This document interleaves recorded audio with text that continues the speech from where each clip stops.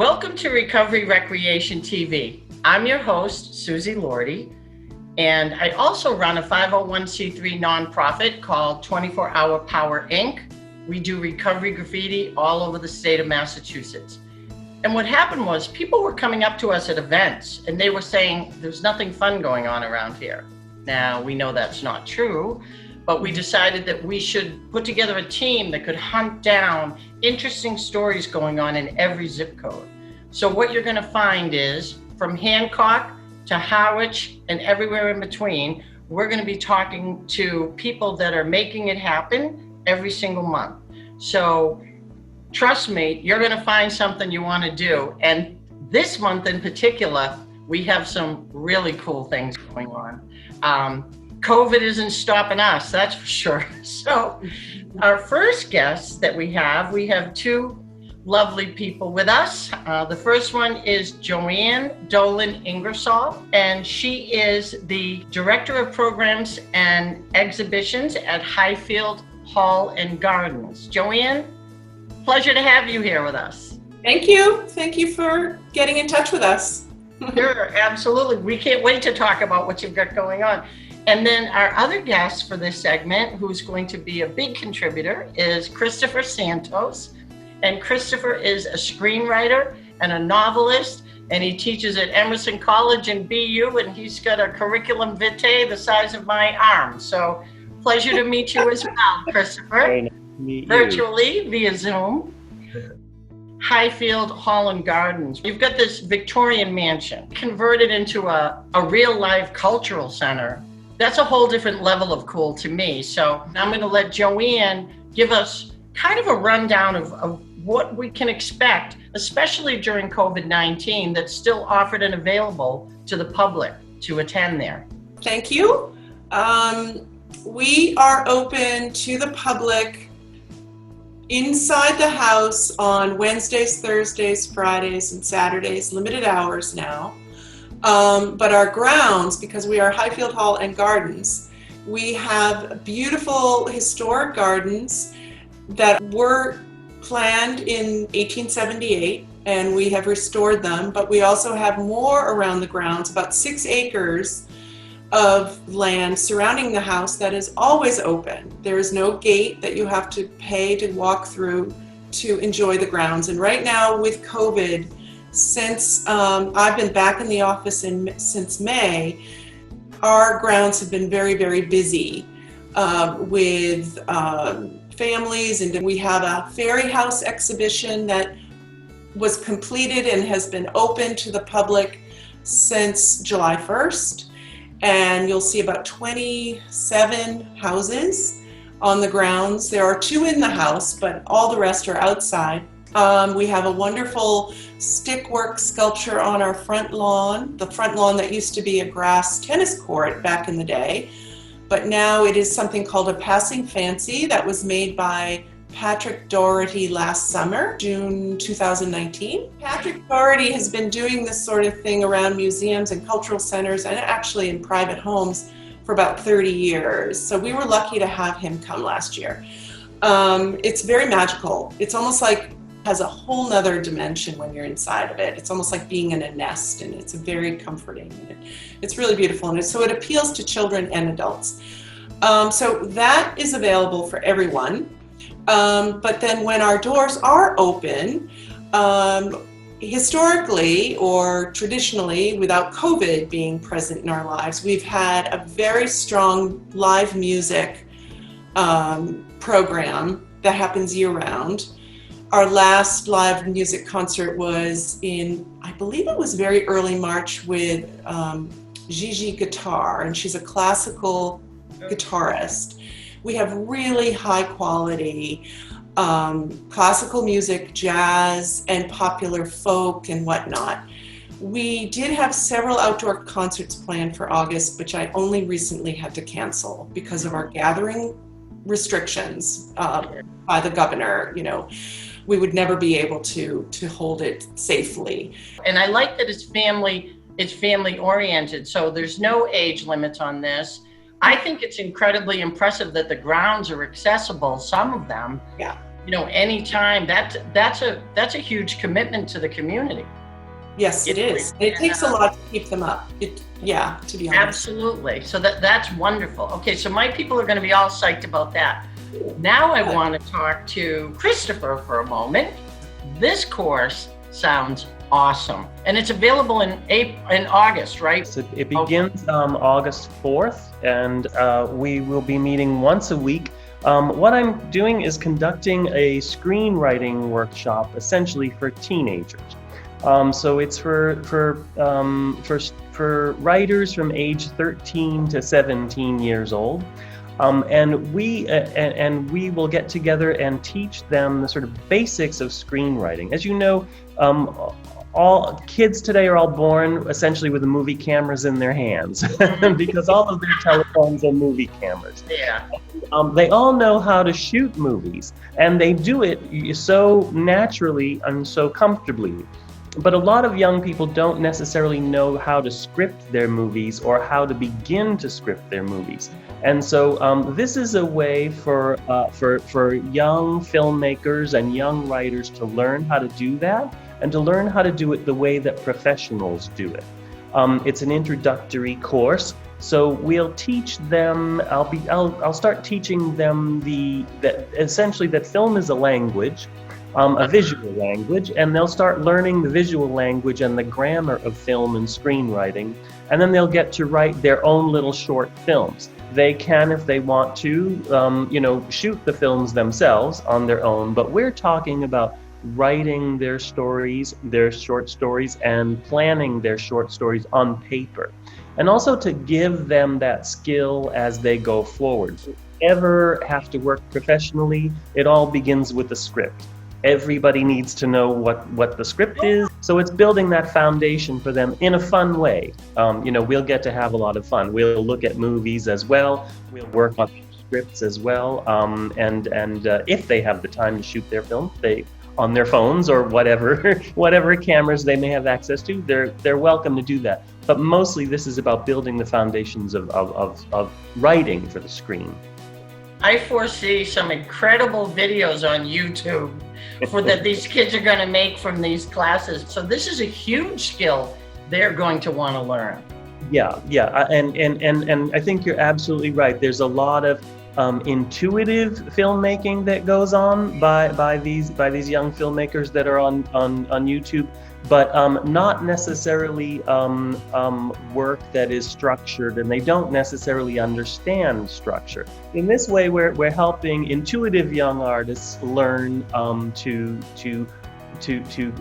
script their work and to script it so that they can collaborate with other people, going down the road, and also to understand the language of film and the grammar of screenwriting. There are a lot of ways, whether they choose to use this professionally, they're definitely going to use it amongst their peers. Mm-hmm. This is going to be something that I guarantee there'll be video competitions with this when it's over. Yeah, and it's also good for students who are thinking about going into film school. Sure. And a lot of young filmmakers and writers do want to go into film school, and it gives them a bit of a leg up in doing that. Sure. And learning how to do that. Because what I've learned myself as a writer is that script writing and particularly script formatting is something that you learn young. You learn it when you're starting out, when you're in film school, if you've gone to film school. But you're also learning it your whole life. Okay. And you're working on it your whole life. It's like any language, you're getting better at it, more sophisticated at it. So I think as you go on, so I think that the earlier you start, the better you start, this kind of film literacy. And yes, I agree, Susie. I think that it will help them in many other endeavors in their lives. Essentially, screenwriting happens in scenes, and it's about breaking things up into scenes, and to teach young writers to think about screenwriting stories that happen in space and time, which is what happens in a screenplay, and to put that into individual scenes. They're doing it already. They're doing it instinctively. with their cameras. But this is a way to teach them how to think to put that into words and to put that on the page, and to understand the relationship between what's on the page and what's on the screen. That's incredible. What a fun class, really. Yeah, it's fun. We'll also look at, we'll do some screenings. We'll look at films. We'll look at some silent films, some short films, and a lot of it will be comedy. So fun things that they can watch, things that they can learn from. We'll study those. How long is it? It starts the first week of August, right? Yes, it starts the first week of August. It runs on Tuesdays through August, beginning August 4th from 10 to 2, 4 sessions, starting on every Tuesday. And for students who are 13 to 17, and excepting you, Susie, you can join as well. There we go. Are there Facebook pages, website pages, registration forms? Highfield Hall and Gardens website. And then when you get on our website, go to Visit, drop down under Visit and go to Lectures and Classes, and you'll see it there. Perfect. This is a live class. It's not a Zoom class. We have large rooms here, so we are able to create enough distance between every student, and we are keeping the enrollment limited, very limited, but it's an incredible value. And I like to think that because I have children, and for a long time I keep looking for what's out there for this age group. Right. There's plenty for very young kids, and there's very little for teens and tweens. And there's also a lot of acting camps out there, or acting classes, but there aren't any, like, what makes a performance, what makes a movie, what makes a play, what makes a TV show, and it's what happens behind the scenes. So I thought this would be a wonderful opportunity for the community, and we have a lot of kids here who would probably like to be in a class again. It's been a long time. It's also going to be available on our website, which is recoveryrectv.com, and I'm thrilled we could get you on so quickly. Me too. Thank you so much, Susie. We feature fantastic art and music and culinary programs for the public here at Highfield. And more information is available online. But we have things for all ages and all interests. And some of the best art I've seen in a long time is hanging on our walls right now in the exhibition 60 over 60. And Christopher, in closing, if people want to reach out to you above and beyond this course, is there a way they can contact you directly? They can contact me through my email address, Christopher_Santos@emerson.edu. And I'm happy to answer any questions about the course that I'm conducting at Highfield Hall this summer. Nice. And on that note, I want to thank both of you for joining us today for this edition of Recovery Recreation. We'll make sure to let everybody know that Highfield Hall and Gardens has it going on this summer, and to get in touch with you directly about this particular screenwriting course and so many other things. And if they need additional information, you can always contact us directly at www.recoveryrectv.com. Okay, and we'll be back in just a moment with some excitement in the Berkshires. But until then, peace out.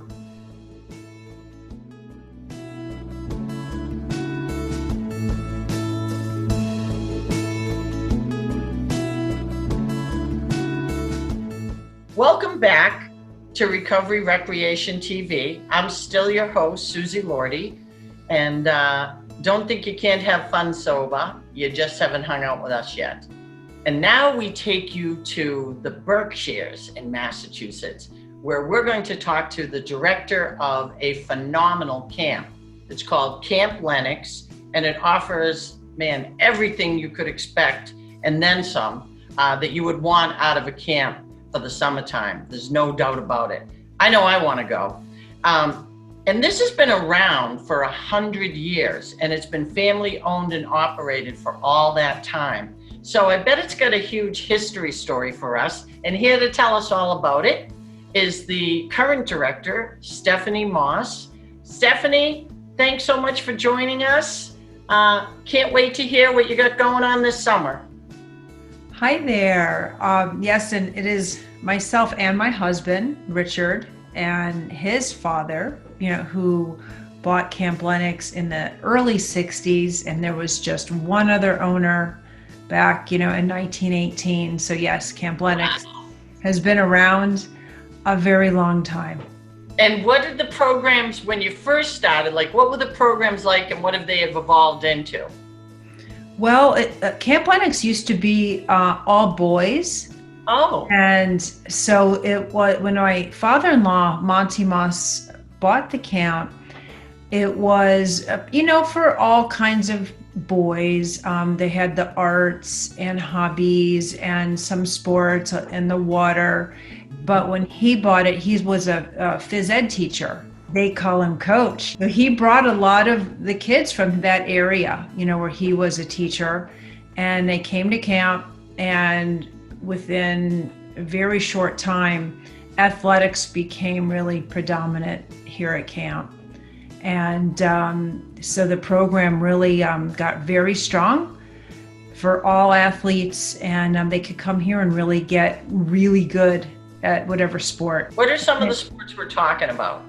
We are talking about basketball, baseball, soccer, well now lacrosse, swimming is also, very popular. Softball, tennis is probably one of our top sports.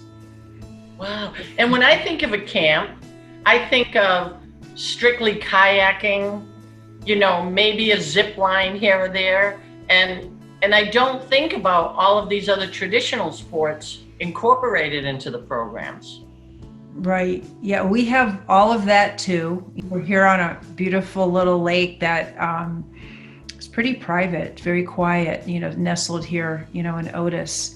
So we have, our motorboats going, sailboats, canoes, kayaks, paddle boards, every day. So how are you guys staying afloat, literally, with COVID-19? How are you staying COVID compliant? What are some of the programs that are still going on now? Well, when we decided not to open, amidst what was, going on with COVID and the guidelines, and just realized, we wouldn't be able to operate this summer and just keep it safe, just with so much uncertainty. And this was before Governor Baker had said, summer camps, residential summer camps were not able to open. So we immediately switched gears and decided to offer, we really wanted to offer something for our families to get away, and because we knew that tri-state area had been through such a rough time with COVID, and we wanted to offer them a getaway up to camp. And wow. The Berkshires has been pretty safe, and so we went through all the guidelines that we were to follow through the Board of Health here locally. They've come in a few times, and we set up camp according to all the guidelines needed as far as sanitizing and each family being able to have their own bunk, and they could function in camp as their own unit, right? They have their own bathroom in their cabin. And then when we eat, our dining room is set up, the tables are really spread apart. And we have plexiglass set up with a buffet, and we have markers on the floor to keep, the line, everybody's 6 feet away. And we have tables set up outside. We have a tent outside, for tables, and it's mostly staggered. So people come down during a window of time, for the meals. And so that has worked really well. And then we have a loose program, and families can do what they want activity-wise. And how many days do they actually sign up to rent a cabin for the family? So they sign up, and they're here from Thursday, after lunch, until lunchtime on Sunday. It's really a perfect amount of time, Sure. And we kind of rotate them through, like we put offerings through the schedule for the hike. We have a waterfall here on our premises, so they can hike there, and then they can zip across. We have a zip line on the waterfall. We have the waterfront is open really most of the time, so they can go take advantage at the waterfront with, just swim. We have a water trampoline. We have, canoes and kayaks, and awesome. Ski boats are out so the kids can go tubing and water ski. And so that's available, most of the day, every day. So what's the age group for the kids? It's really, it's the family. So it's, however old the kids are, it's for everyone. There's something to do, for everyone. We give them a packing list, at a time. We also give them a COVID, pre-screen. Everything is included, all inclusive. So all the activities, everything, including if you want to zip line or go, on the boats, everything's included, for the weekend. And kids are $550, adults are $750, and that's, for the whole everything. Food. Wow. And we do s'mores at night, everything, the campfire, whatever we're doing is part of it. We have it, spaced out at the campfire, but everybody can go because we have a lot of room, and it's nice. And we do have like a social hour for the adults, and then kids club, like for the kids. So our staff, are with the kids and entertain them on the courts and do fun games. And people are very concerned about, getting near other people. Sure. And we have these bracelets when they come and they check in. We have green, yellow, red bracelets. And if you really want your space and to be separated from everybody, you wear the red. If you're cautious, but you want, you want to be near, but, still a little space, we have yellow, and the green is go. We're put it okay to, interact. We're going to wear our masks and we're going to social distance, but we're cool to, elbow bump, basically. And I think there's a lot to do with the consistency and the family values that you've had with this for so many years, and this really is your baby.